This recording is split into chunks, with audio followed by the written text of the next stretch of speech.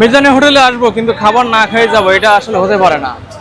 আমি খাওয়ার জন্য চেষ্টা করছি, একটু আপনাদেরকে দেখাই যে পিছনে যে মানে 100 মতো মানুষ হবে, যে এই যে দেখুন সিরিয়ালে দাঁড়ায় আছে, প্লেট হাতে নিয়ে দাঁড়িয়ে আছে, অর্থাৎ টোকনটাও কিন্তু হাতে নিয়ে দাঁড়িয়ে আছে শুধুমাত্র এই খাবারটা খাওয়ার জন্য। কিন্তু এখনো পর্যন্ত ভাত তো হয়নি।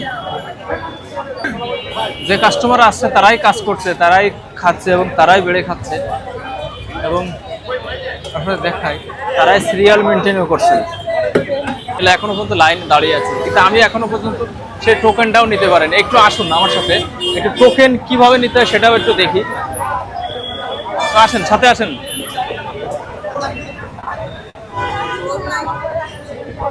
মানে খাওয়া যে কত কষ্টকর, এটা এখানে বাস্তবে না আসলে, না দেখলে বোঝা খুব কঠিন। ও ভাত তো নেই, ভাত তো নেই, ভাত তো নেই, তাহলে খাবো কি? এই ভাই টোকেন, ভাত ভাত নেই, কখন হবে? দেরি হবে।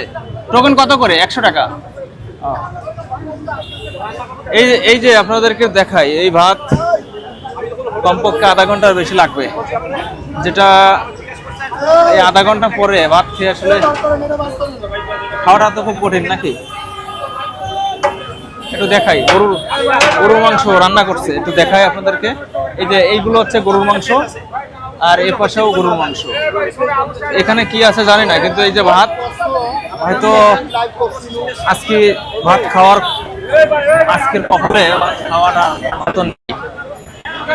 এই জন্য বাধ্য হয়ে পাশের দোকানে যাই। চলো ওখানে যাই।